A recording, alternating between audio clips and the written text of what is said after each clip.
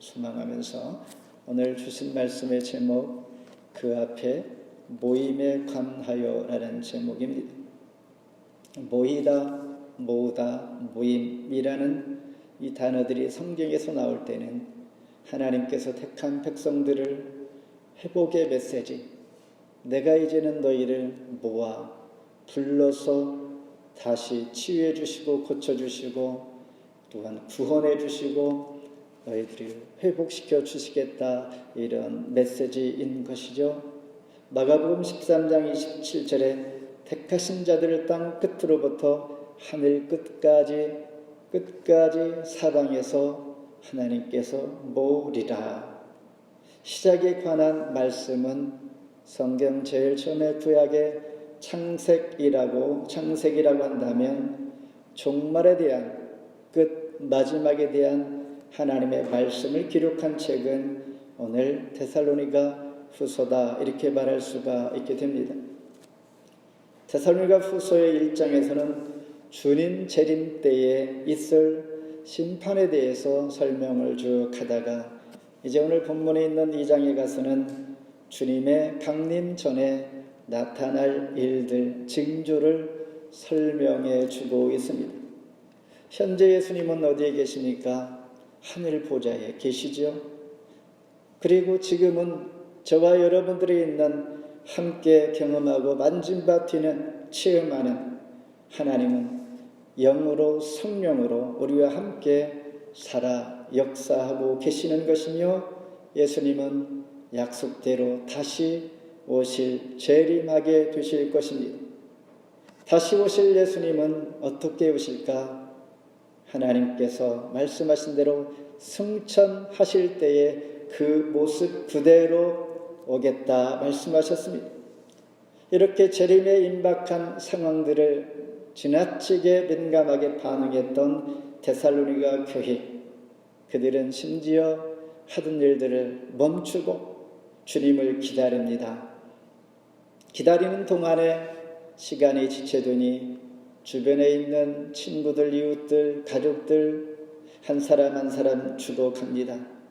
그렇다면 이들을 어떻게 구원하겠는가 더 걱정이 되고 재림에 대한 실망을 그들이 가지고 있을 때에 하나님께서는 사도 바울을 통하여 데살로니가 후서를 기록하여 그들에게, 저와 여러분들에게 바른 신앙과 바른 종말과 갖기를 원하여 이 편지를 보내고 있는 것입니다.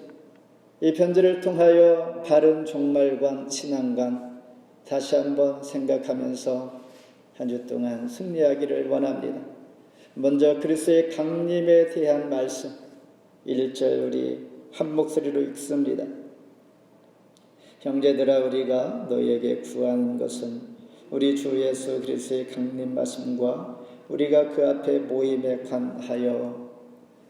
예수님께서 강림하시는 것, 재림 같은 말입니다. 예수님의 재림은 신앙의 비밀 중에 비밀입니다. 구약시대부터 수많은 사람들이 메시아를 기다려오는 것이 그들의 최고의 소망이었습니다. 메시아 오심에 대한 예언, 예수님께서 이 땅에 몸을 입고 오셨습니다. 그리고 십자가 부활로 말미암아 메시아 사역을 완성하시고 하늘로 올라가시면서 사도행전 1장 11절에 이렇게 말씀하십니다. 앞서 말한 대로 가심을 본 그대로 내가 다시 올 것이다. 그러면서 강림에 대한 이야기, 강림은 무엇입니까? 휴거라는 말이지요. 데살로니가전서 4장 17절에 구름 속으로 끌려올려 공중에서 주를 영접하여 우리가 항상 주와 함께 있으리라. 주님 다시 오시는 날, 강림하시는 그 날에 우리가 휴거되어서 주와 영원히 함께 있게 될 그날, 소망하는 그 강림의 날, 마태복음 24장에서는 그리스도의 강림에 대하여 이렇게 말하고 있습니다.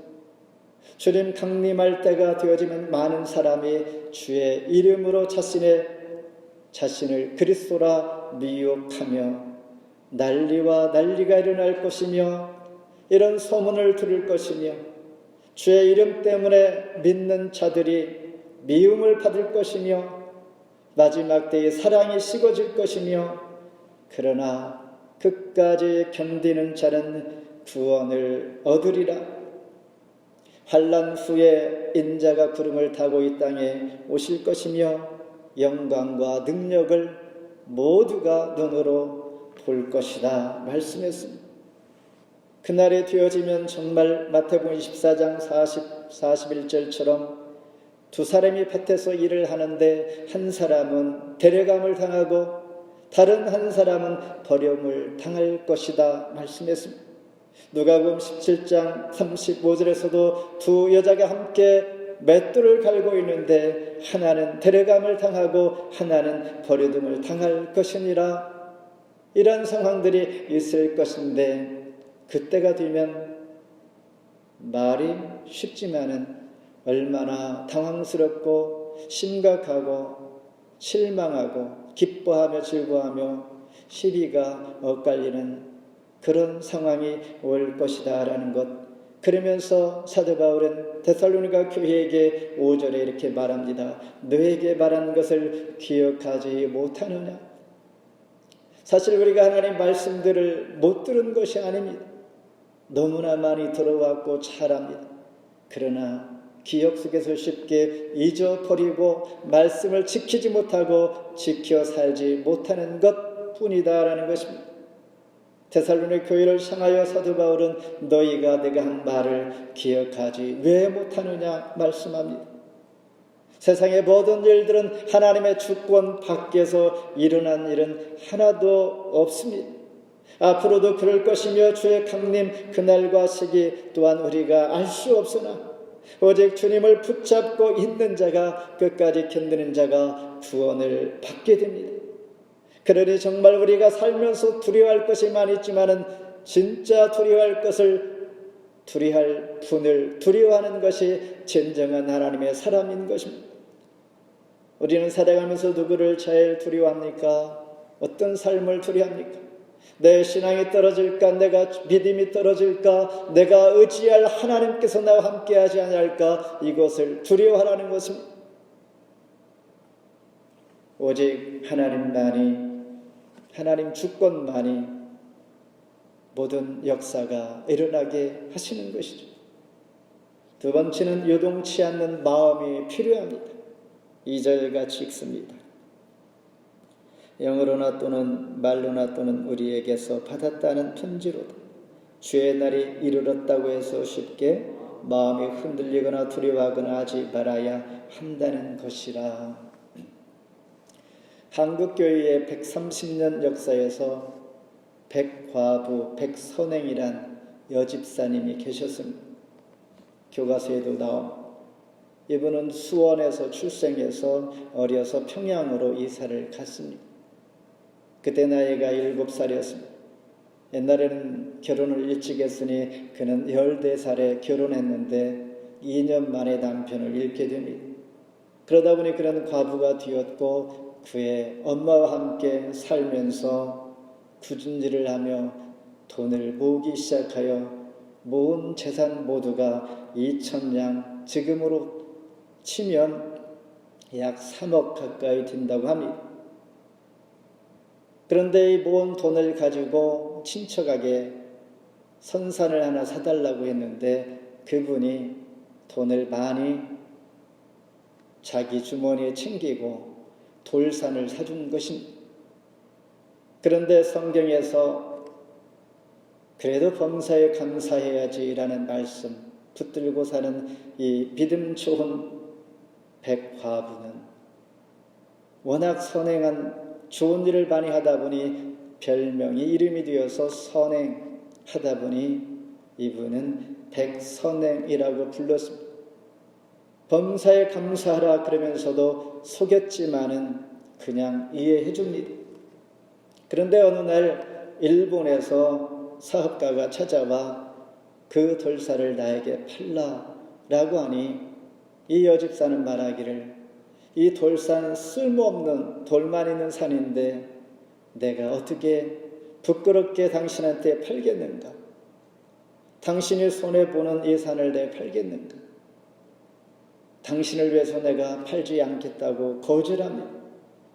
이 일본의 사업가는 다시 일본으로 돌아갔다가 다시 돌아오는데 그가 거절당한 이유를 생각해 보니 아마도 그 돌산이 석회암 산, 시멘트를 만드는 이 재료를 많이 낼 수 있는 이 돌로 된 산이기에 아마도 이분이 거절했을 거야 라고 생각하면서 다음에 다시 찾아와 10배를 줄 테니 나에게 팔라 이렇다고 합니다. 그래도 그냥 10배를 안 주어도 당신에게 부끄럽게 이렇게 팔지 않겠다고 했는데 나중에 담임 목사님의 권유로 팔게 되었습니다. 결국 10배를 받고 팔게 되었는데 이 판 돈으로 평양 신학교를 세우게 됩니다. 그러면서 이분은 대한민국의 한국의 최초의 사회장으로 치러지게 되면서 평양 신학교가 이렇게 세워집니다.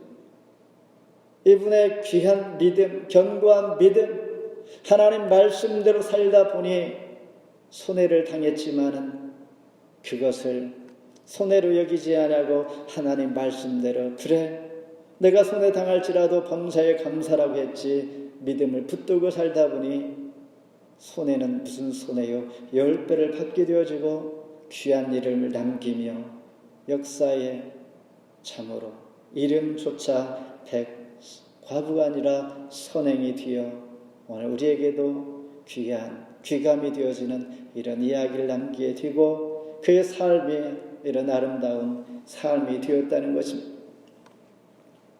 사도 바울은 데살로니가 교회를 이렇게 믿음이 좋은 믿음의 역사와 사랑의 수고와 소망의 인내로 살아가는 데살로니가 교회를 자랑하곤 했습니다.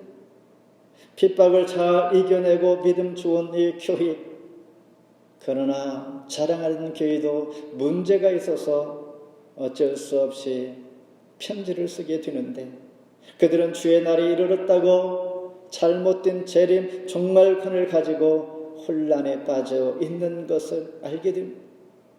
마태복음 24장 36절에 그날과 때는 아무도 모르나니 천사들도 아들도 모르고 오직 아버지만 아느니라. 하나님께서 약속하신 재림 아들도 천사도 모르고 오직 아버지만 알 것인데 너희들이 하나님 말씀 붙들고 아직은 그러면 되지 않는다라고 하시는 것이죠.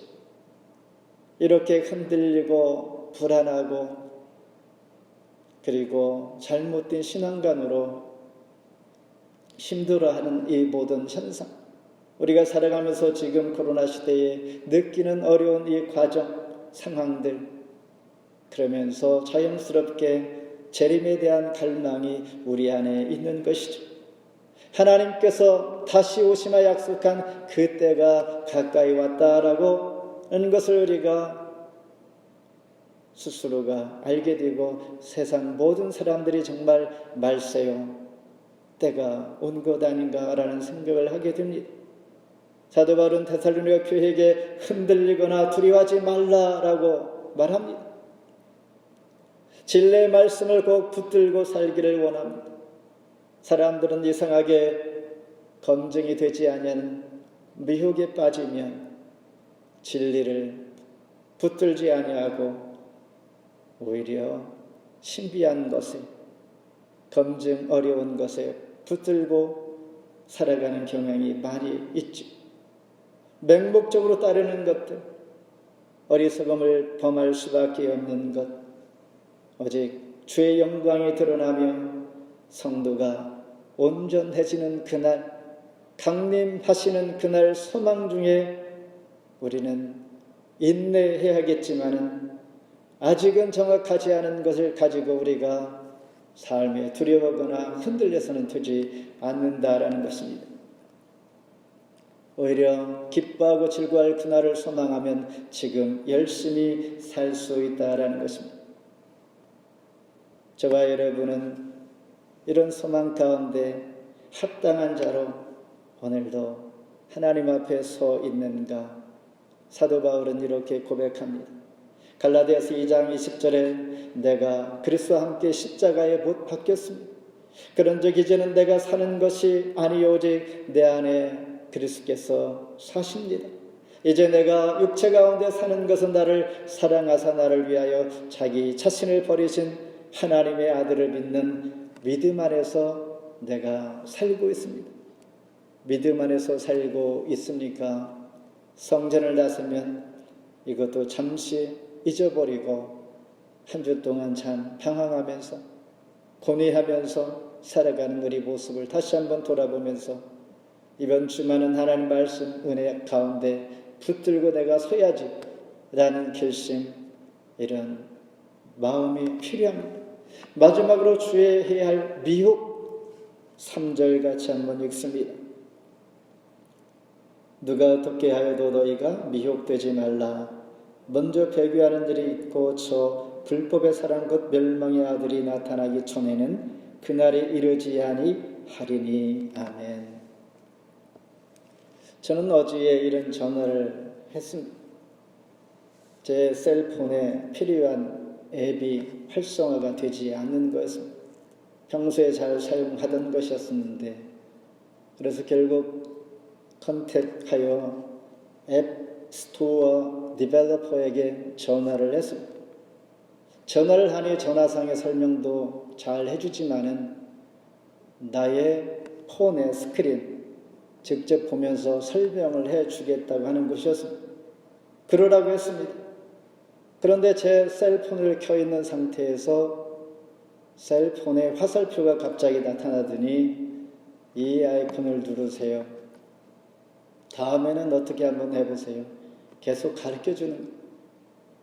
저는 정보 기술에 놀라기도 했지만은 우리가 살아가는 것, 나의 모습과 나의 모든 삶의 정보, 내가 셀을 사용하는 모든 것까지 다 들여다보고 있는 그런 시대를 살아가는 것입니다.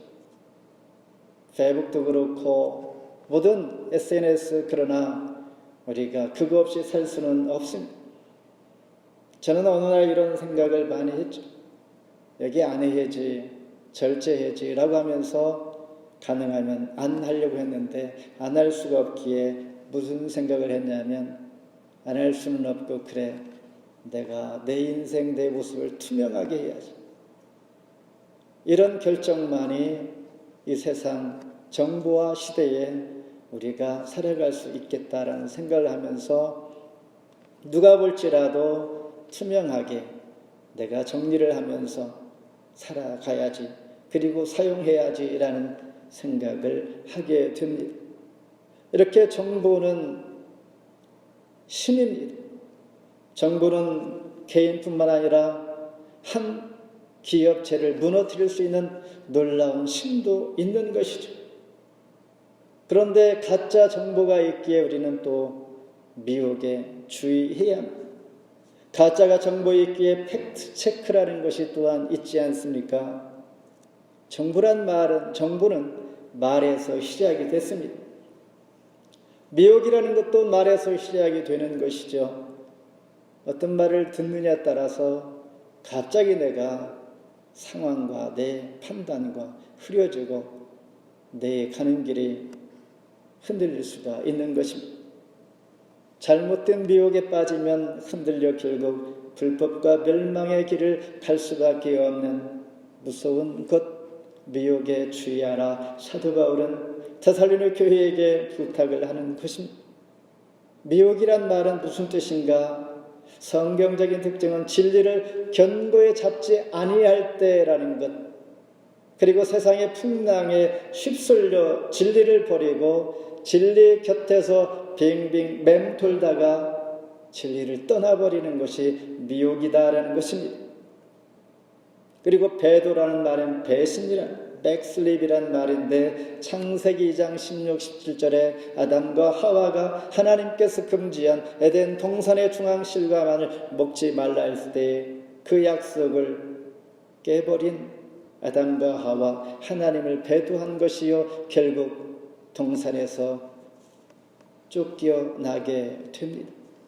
그리고 멸망의 아들, 이것은 적 그리스도, 자기 자신이 그리스도라고 말하는 자들, 하나님의 사랑, 하나님의 진리를 인정하지 않냐고 거부하는 것, 이런 일들이 세상에 많이 나타날 것이라 우리가 너무나 잘 알죠. 그러나 왜 미혹되어지고 배도하고 또한 멸망의 아들이 될까라는 것, 우리가 진리에 바로 굳게 서지 못하기 때문입니다. 그러면서 데살로니가 후서의 전체의 주제 구절은 누가 아무렇게 하여도 너희가 미혹되지 말고 믿음에 굳게 서라. 디모데전서 2장 4절에 하나님은 모든 사람이 구원을 받으며 진리를 아는 데 이르기를 원하시느니라. 내 믿음을 의심하기까지 하는 이 세상에 살아가고 있습니다. 내가 믿음대로 살아가는데 정말 내 믿음이 가짜 아니야. 내 믿음이 잘못된 것 아니야. 많은 사람들이 저렇게 가는데 내가 지키는 이 믿음, 이렇게 내 자신의 믿음을 의심할 정도의 세상을 우리가 살아가고 있습니다. 여러분 가지고 있는 믿음은 여러분들이 자부합니까? 아니면 여러분들이 가졌던 귀한 믿음 언젠가 무시하고 눈을 살짝 감고 믿음 없는 자처럼 살아가고 싶은 그런 순간 상황들을 여러분 경험해 본 적이 있습니다. 이런 세상에 살아가는 것 분명히 우리는 자칫 미혹될 수 있다라는 것입니다. 그러면서 믿음 안에서 우리는 바로 설 수 있도록 하나님 주시는 능력을 구합시다. 말씀을 맺습니다. 열왕기상 22장에 보면 여호사밧 왕과 아방은 서로 연합합니다. 동맹을 맺어 아람 왕과 싸우기 위하여 전투로 가기 전투장에 가기 전에 길랏 라못으로 올라가면서 선지자를, 미가야 선지자를 부릅니다. 너희가 볼 때에 우리가 하는 이 전투 승리할 것 같으냐 아니면 패할 것 같으냐, 무슨 패합니다라고 말하니까 불길한 말이라고 하면서 듣지 않습니다. 미혹하는 말을 듣고 가다가 결국 아합 왕은 전사하게 되고 여호사밧 왕은 위기에 처하게 됩니다. 이와 같이 예언과 나에게 필요한 말을 부탁한 사람들이 나에게 좋은 말을 해주면 너 그 말 맞고 나에게 불리한 말을 하면 우리는 그 말이 틀려 이렇게 말합니다. 내 중심, 자기 중심이라는 것이죠. 어쩌면 진리가 그와 같이 내 중심이 아닐 수 있는 그런 나를 방해하는 요소가 될 수도 있는 것입니다. 그러나 진리는 내 생명을 지켜주는 것이요 생명을 주는 것 오직 진리기에 진리를 붙잡아야 하는 것입니다. 그 앞에 모임에 관하여, 모임은 주님께서 재림하실 때에 공중나팔 불며 우리가 수고하여서 함께 모이는 그 모임을 얘기하는 것이고, 서두에 말씀드린 것처럼 하나님은 이제 회복하여 주시고 위로해 주시고 영원히 함께 살게 될 복된 즐거움과 행복과 기쁨이 있는 그 순간이라는 것입니다. 그러니 오늘날 우리는 그 소망 가운데 어떻게 살아야 할까? 15절에 그러므로 형제들아 굳건하게 서서 말로나 우리의 편지로 가르침을 받은 전통을 지키라. 세월은 참 놀랐습니다. 5년 전, 10년 전, 20년 전의 모습, 나의 모습 지금, 나의 얼굴, 나의 머리, 나의 몸 모든 것이 무엇이 이렇게 바꾸놨는가? 세월이 바꾸는 것이죠. 그런데 세월의 심은 놀라운 것입니다. 세월이 지날지라도 내가 부끄러워하지 않고 하나님 앞에 당당히 설 수 있는 그 자존감은 어디에 생기는가? 그리스도의 강림과 그 앞에 모임에 대한 소망을 우리가 가지고 있는 자인 것이죠. 늙어갈지라도 나이가 먹을지라도 이 소망이 오직 나를 귀하게 만들어주는 것, 유일한 것뿐입니다. 그러니 성도의 자랑은 어떤 상황, 고난이 있을지라도 믿음으로 사는 것입니다. 내가 믿음을 지키고 사는 것이 이것이 유일한 나의 자랑이 되어야 하는 것입니다. 믿음은 바람과 같은 잘못된 교리와 미혹에서 나를 지켜주는 것, 오직 믿음, 도리어 진리를 붙잡아 감사와 소망이 넘치는 한 주간 되기를 주의 이름으로 축원합니다. 기도하겠습니다. 하나님 감사합니다.